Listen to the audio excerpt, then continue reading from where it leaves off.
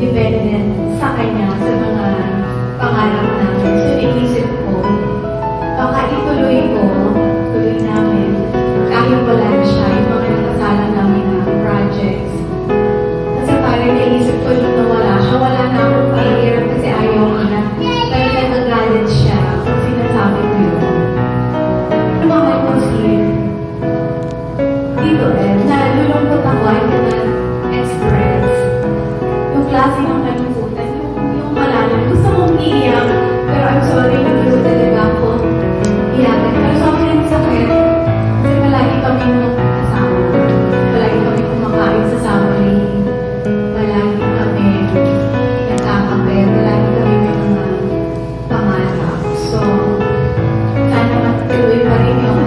At nandito po sa site na ito, ang halos buong production team ng aming pelikula, muling project niya, yung La Viuda, na alagang-alaga niya namin yan. Nakakalungkot lang kasi yung reunion namin, nandito yung makeup artist, yung aming production designer, nakakalungkot lang kasi ang reunion Ed was into talent management as well. So doon po kami nagtatrabaho doon sa talent management aspect ng kanyang trabaho. Ed was a talent discoverer at siya po ang naka-discover. I started working with him kasi nakatrabaho ko siya when he discovered Pao Diaz, if you still remember, Pao from Star Circle West. Yeah. I think nasa SG na si Pao, right, Fernan? So nandun na siya, happily married.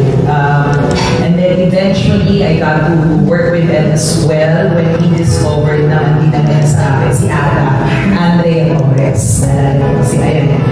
Active pa rin naman si Andrea. She's now with GLA naman. And eventually, yung kapatid ni Andrea, si AC Torres. Pero naging yata siya sa showbiz ngayon. So, kagaya din na narinig ko kanina, nung nakakinggan ko ang eulogy ng bawat isa. Ed was really generous. Napaka-generous niya ni Ed. Tsaka very genuine siya. Napaka-sincere. Ako, ayan, kilala ko ni Fernan, medyo mas ako, I don't really hang out with people na namimit ko sa work. Kasi sa showbiz, sa mundo namin, hindi mo alam minsan kung sino yung totoo or kinakaibigan ka lang kasi may kailangan. Pero si Ed, I felt his sincerity, you know, his authenticity, na alam mo, we would hang out kasi even outside of work, you know, kahit walang samang artista, yan, kami nila Fernando ni dinner, nag-video okay kami, ganyan, minsan kasama pa yung daughter ko, nakakalitan pa siya. Ramdam ko yung sincerity ni Ed sa akin. Actually, this is not the reunion that I imagined, that I wanted. Kasi recently, nagka-chat kami ni Fernan. Sabi ko, tara, magkita naman tayo ni Ed. It's been ages, you know, it's been a while. Tapos sabi ko, set up something. Tapos sabi ko, sabihan niyo lang ako. And ito na nga, ito na yung reunion namin ni Ed. This is very sad. Nakikiraman po ako sa kanyang pamilya, sa kanyang mga malalapit na kaibigan, sa kanyang loved ones. But kasi kami ni Ed, even after yung aming pagkatrabaho together, we kept in touch to social media, ganyan. And I asked after that, sana we could hang out kasi bihira yung ganyung tao na namimit ko sa linya po ng aming trabaho sa industriya namin. Yung even after na magkatrabaho kayo, nandun pa rin yung friendship that you have. So, si Ed po, isa po siya sa mga naging kaibigan ko sa industriya ng show business. And I'm thankful and grateful kay Ed. Again, nakikirami po ako sa kanyang pamilya at sa kanyang salamat. So, yun lang dito ano. Ako si Lacey Allen. Ako ay unang ako sa pamangkin ng yung mga ating dito si Tito Ed. Meron akong may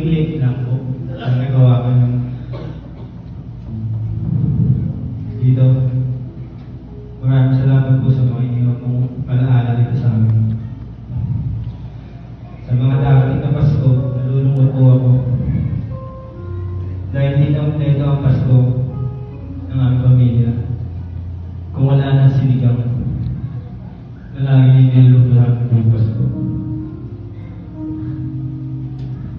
Dito maraming salamat sa plate na tayo nag-utos ka dahil nagpapagaling ng tingalin niya. Talaga naman interchange. Wala na ako magbubusan sa atin. Diyos dahil sa namin dito. Salamat po.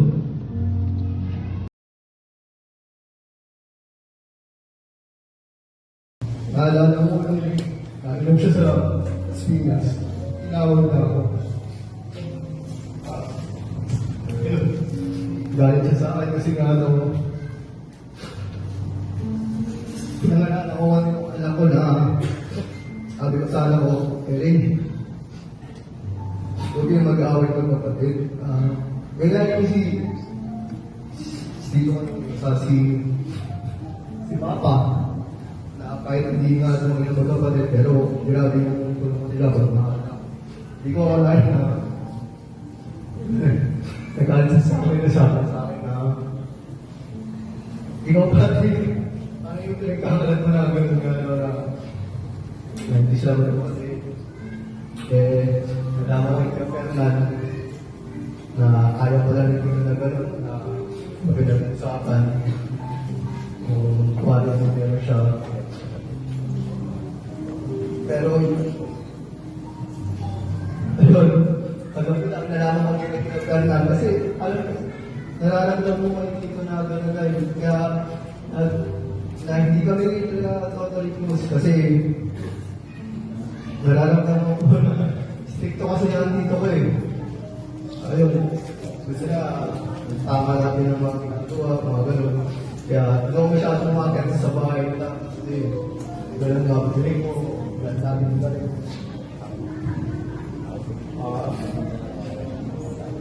Ang dami naman po kasi akala ko puro ano yung nakikita mo sa akin. Kagabi ko na lang i-prepare na sa akin nga ng kapatid. Ako daw yung Pinakagwapo. ako daw yung pinakabuha pala.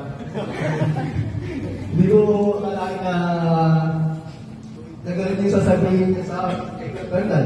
Nalaman ko kay Fernan. Kasi mo alam, pero Wala ka naman. Hindi sinabi ng tito mo yun. Sinabi ng tito niya.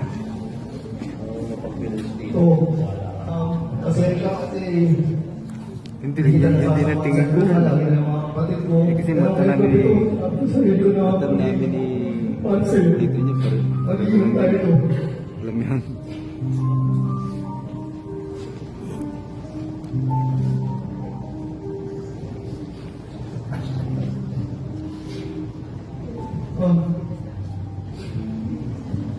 Dito na kami lagi. Mga pangkong ito.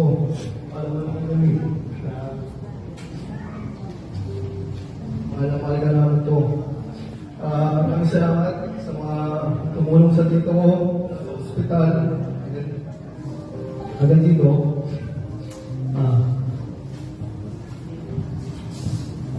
Ayun.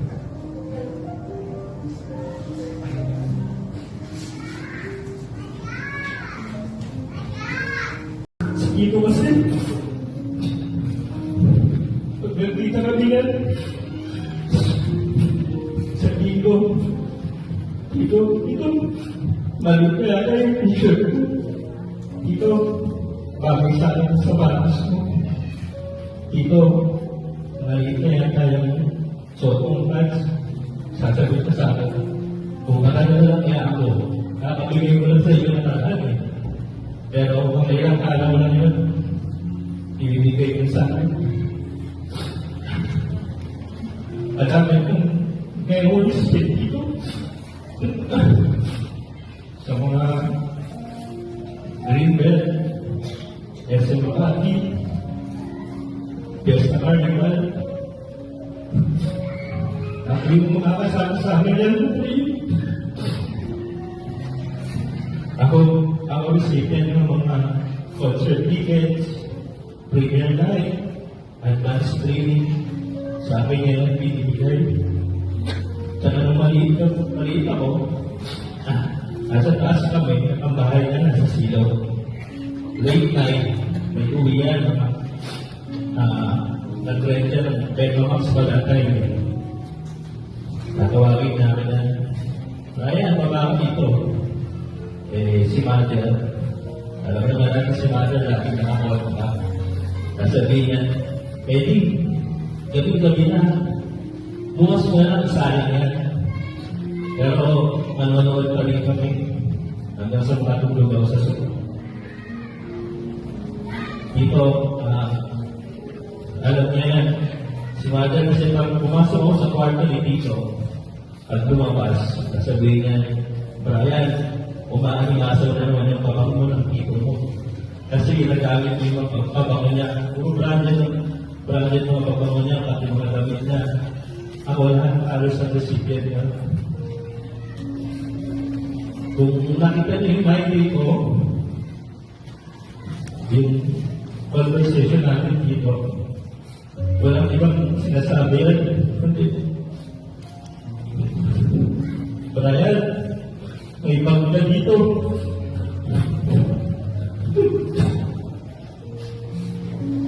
Brian, may t-shirt ka dito.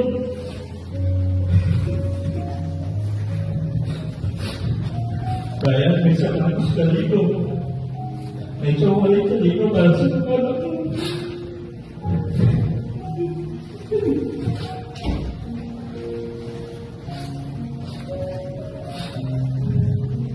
Lately, kasi wala akong nag-asawa ako, hindi na ako masyadong nakasama rin dito yung kapatid ko na si Jojoy. Pero pag may time, nakikinuman talaga. Pag umiyak kasi si Tito, gusto na dire-diretso hanggang umaga. Puro kwentuhan na kami ng kwentuhan yan. Hanggang talagang hindi natitigilan. Kung hindi mo siya tatakasan, hindi talaga siya titigil sa iyo. Hindi naman siya yung hindi nang nalangin na talagang pag uminom araw-araw. Hindi siya eh. Hihira lang siya uminom. Kaya pag gusto niya pag uminom siya, diretso lang. Dito ang mamimiss ko yung tuwing Christmas, birthday, fiesta, lagi mo kami in-invite ko sa taas mo para mag-party. Yun lang mo miss ko sa'yo dito. Dito, maraming salamat.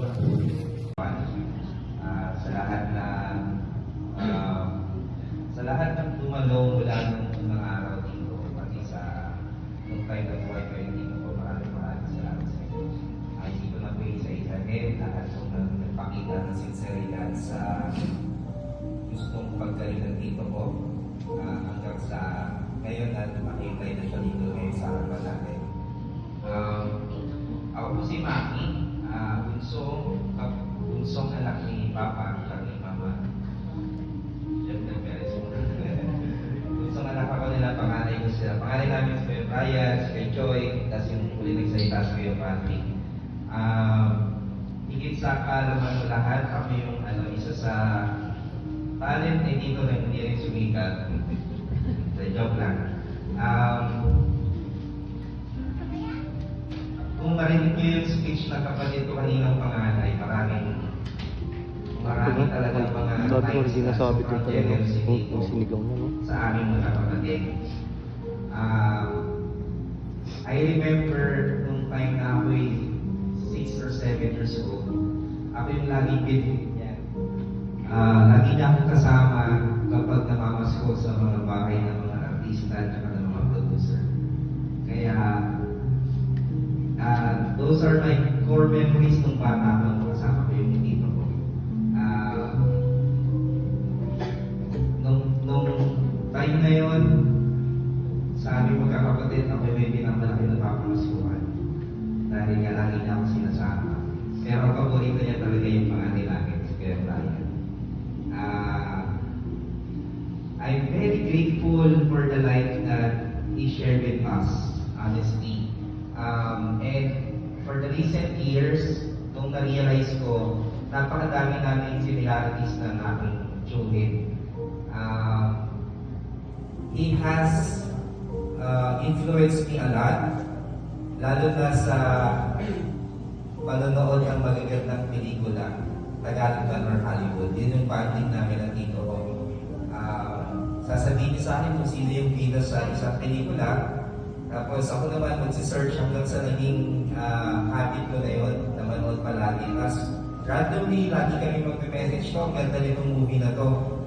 Sasabihin niya sa akin, oh, maganda yan si Denzel Washington, panoorin mo lang ng movies niya. Ako naman, syempre, dahil tiwala nga ako sa tito ko, sa taste ng tito ko when it comes to movies, talagang pinapanood ko yung mga sinasabi niya. Isa rin ako sa palagi niyang sinasabihan kapag ka meron siyang, di ba yung Warner Brothers palagi, no? Pag may premiere night, lagi dyan kami sinasama sa mga premiere night ng mga Hollywood movies before. And those are just small things na I'm grateful sa tito ko. For the past 10 years na nagkaroon ng magandang opportunity sa family namin through my work, isa sa pangako ko sa pamilya ko is at least once a year we'll go out and celebrate summer together. And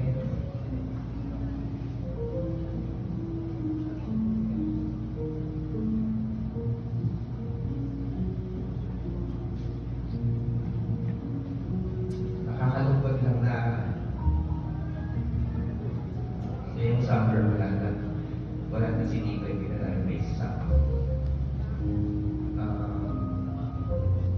Nilook forward namin yun aside sa Christmas, New Year, birthday niya, na nakakainuman talaga namin siya. Hindi rin naman ako pala inom, pero kapag dito ko yung kainuman ko, it's always a good bottle to drink.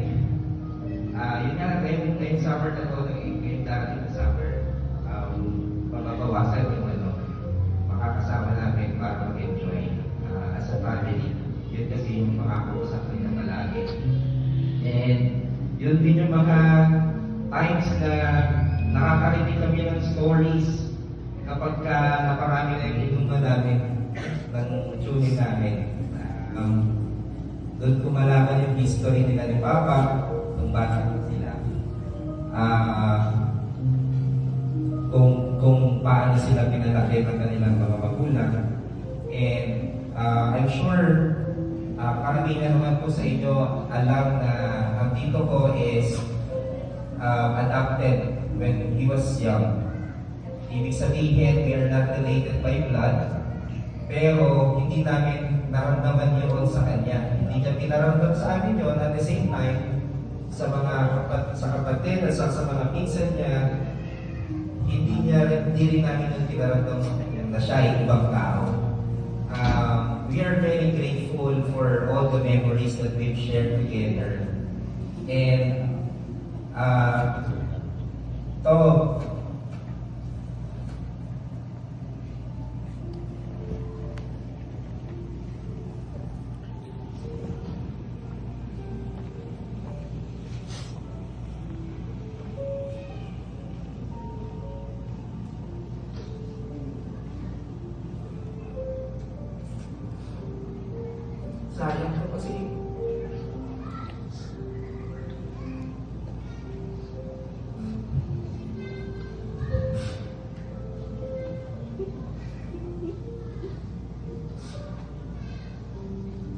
sayang ko kasi kala namin lalabas kami.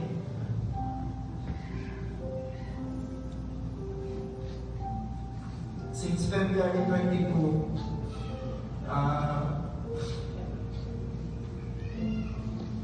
when he was hospitalized and we got confined in Makati of his very dear friend, si Vice Governor Santi and Ms. Karen. Nakita namin, especially ng mother ko, na araw-araw na hanggang sa ospital, nakita namin kung paano lumaban yung tito ko dun sa nangyari sa akin sa operation. A good fighter nung time na nakikita namin siya araw-araw at gusto niyang lumabas. Gusto niyang lahat naman tayo gusto mabuhay na mas mahaba pa. hanggang sa hospital, ang banding namin manood ng movie.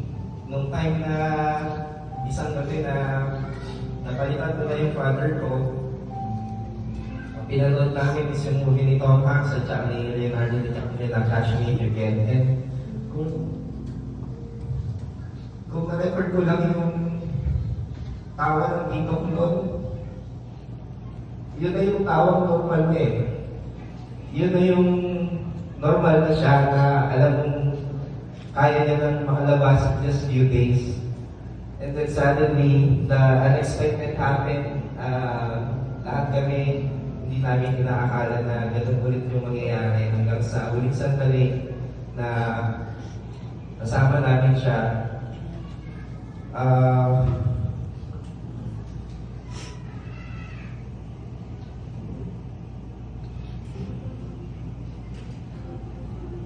Isa sa pinagsisisihan ko, nung umaga na yun, nung umaga na wala yung tito ko, umalis pa ako ng ospital. Nung dumating yung tatay ko, umalis pa ako ng ospital.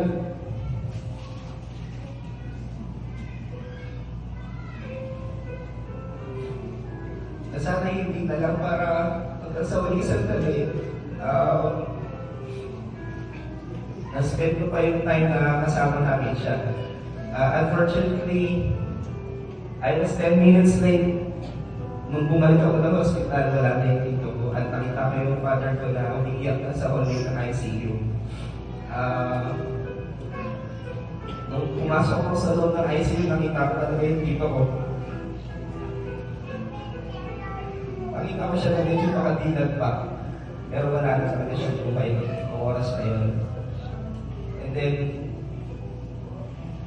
kinakausap ko siya kahit wala na siya ng oras na yun. Sabi ko sa kanya, bigyan ko ng sorry kasi umalis pa ako ng ospital. Pangalawa, nagpapasalamat ako sa buhay na binahagi niya sa amin, sa family namin. Sabi ko, salamat sa lahat ng oras na nagkaroon kami ng chance na makapag-usap bilang magtsuhin, bilang siya yung tito ko, ako yung pamangkin niya. Ganon din yung mga kapatid ko, maraming beses na nakapag-bonding kami together with our tito. And aside dun sa pinagsisisihan ko na yun, nung araw na yun, isa rin sa pinagsisisihan ko is yung for the recent months, yung isang kapatid ko, si Kuya Joy, syempre may busy kami magkakapatid.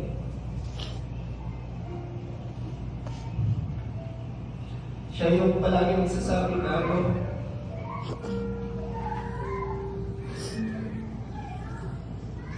mapayag si Tito, dalawin natin tayo kung nagkaroon beses sa linggo.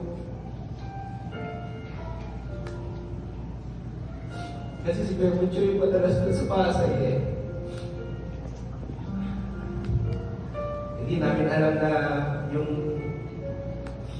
pag-deteriorate yung kanyang katawan, yung pagpayat niya. Meron na pala siyang nararamdaman doon. Pero dito kasi real na siya hindi niya sasabihin talaga sa'yo kung meron yung provider sa kanya. Kasi as much as possible, you don't want other people around him to worry about him. And also niya,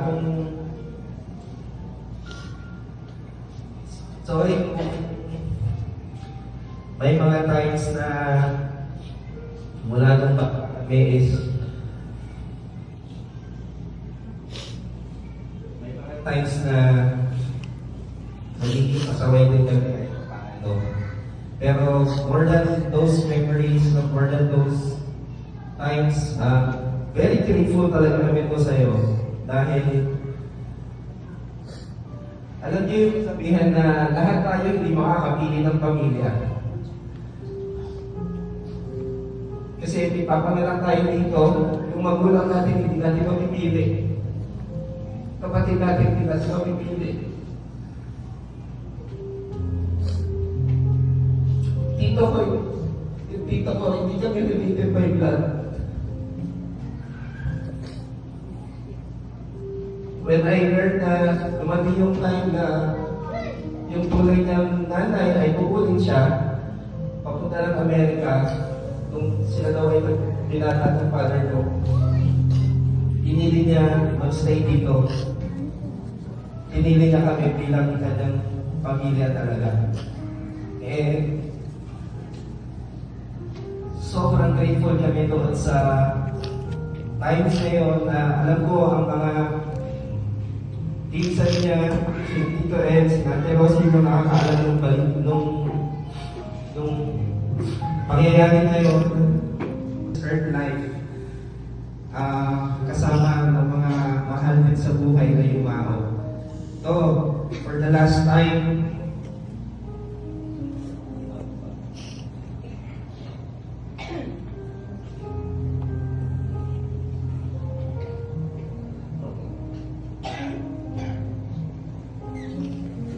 cheers, Tito.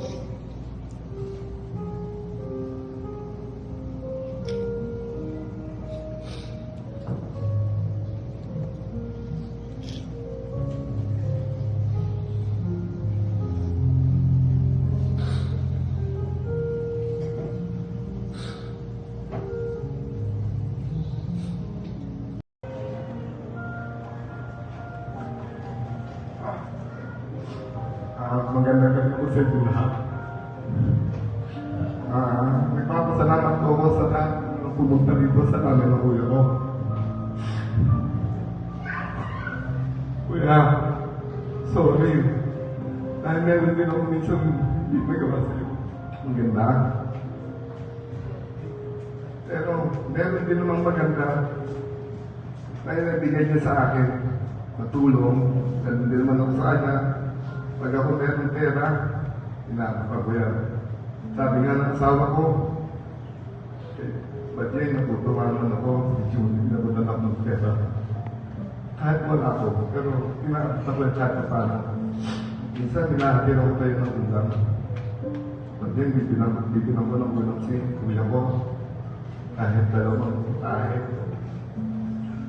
Pero nung kami maliliit pa, ang tanda ko pa yan, grade 1 ako siya grade 6. Pagkano ba ako na binibigay sa akin ng mother ko? Makakita ko lang siya sa bintana, inaabot ako ng pera niya. Kasi ayaw ko siya umuwi. Gusto ko papantayan niya ako sa classroom, sa pintuan lang. Kuya, huwag kang umuwi. Hati tayo sa baka ko. Bantayan ko lang ako. Kasi ako nung malit ako, iyakin ako eh. Nagulungkot ako pag ako pumapasok na. Nadulungkot ako. Pero itong magkasakit na siya. Hindi ko kaya. Sobrang awa ko. Kuya ko. Ang hindi ko record lahat kapag ihirap na sa mga hospital. Binidyo ko. Pag ako nagpapaalam sa kanya, pantay ako, uwi ako mga 9, 8. Papasalamat sa akin yan. Yung maraming sa naman. Pero ako lungkot na lungkot pag nakikita ko siya sa gano'n. Ang dami ko nakita ang paghihirap ng kuya ko, lalo na nung siya na ICU. 3 beses na ICU. Isipin nyo, imagine 3 beses. Ilang beses siya nagpili. Pag sinabi ng doktor kapag ikaw ay nagpili, lalakas ka na. Malapit ka na lumabas. Pero hindi eh, kabalik ka na ng nangyayari sa kanya. Nung unang piti sa kanya ginawa, nag-bleeding siya. Sobrang takot ko. Kaya ang mga anak ko tinawagan ko na, sabi ko, pumunta na kayo dito. Ang dito ka nyo, baka ako iwan na. Nagpuntahan na sila doon at nakita nila ang sistema ng kuya ko. Binalik ulit siya sa ICU. Nung pangalawang ICU, medyo maganda kasi nakabinat siya, nakabinat. Nakita ko talaga. Pero yung panghuli, kung siyang sinumpong na, awang-awa ko sa kanya, nakita ko sa kanya, talaga yung matag na wala. Nakapikit na, nakapikit. At nakita ko, sinisipr. Sinisipr na siya para mabuhay. 19 minutes, imagine, 19 minutes siya walang heartbeat. Ang hirap mong ginawa sa kuya ko, nakita ko dinoko ba siya sa bibig na malakas, dalawang doktor. Tapos hindi na rin ko sa ICU. Pagdating sa ICU, sobrang dami, mga aparatong may lagay sa kanya. Kung makikita nyo na, makakawa kayo sa kuya ko. Nung umuwi si Makmak, sabi niya, uli na ako, sige ako yung magbabantay. Nakaintip ako sa sopa. O siguro mga 10 minutes lang. Kaya narinig ako sabi na, Sir, akala ko ako ginigising ng doktor. Nung makita ko, pinakatik na yung kuya ko. Sir. Tapos nagkagulo na natin sila. Nagkagulo na naman, sobrang dami ng nurse at doktor. Ang ginawa sa kuya ko, dalawang doktor, pagitan. Pinapang lang naman siya, pinapang lang naman. Sabi sa akin ng doktor, Sir, pagpas ko na kayo. Kasi, sobra iyak ko. Iyak na ako, tinuwagan ko ulit si Makmak. Bumalikan na rito, dito ka lumo. After nun, tinausap na ako ng doktor, sabi nga, Sir, ginawa namin lahat para sa lager mo. Sabi ko, Dok, maraming salamat dahil ginawa niyo naman the best. So ngayon, kung mabubuhay ko siya, makukuha sa CPR, pero yung brain niya, wala na. Magiging magpatuloy na yun. Ang isa pang iniisip niya, no, kung medyo malakas pa siya, umawat sa kanya si Mr. Santi Javier. Yung nangyari ng dogs, inamusta siya. Sabi niya, kamusta ka? Sabi nga, ito, nagpapalakas ako. Napakit na kay Mr. Santi Javier, tsaka doon sa asawa kay Congressman Karen. Sabi, iniisip ko yung pambayo dito sa hospital. At sabi ng brother ko, huwag kang mag-alala, magpalakas ka lang, at pamilya ka namin. Doon kami nabuhay ang kuya ko. Maibig sabihin nun, family ka, sabihin, mahal ka nila at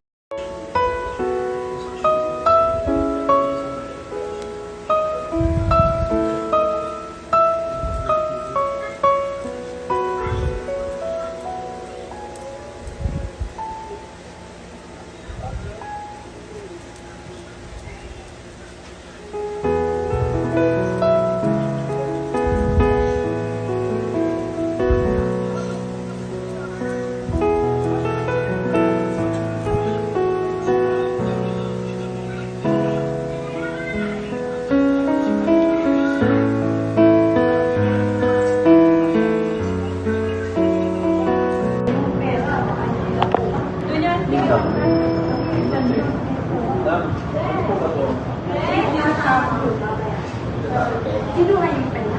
Hindi pa. Dito pa lang, inaano pa.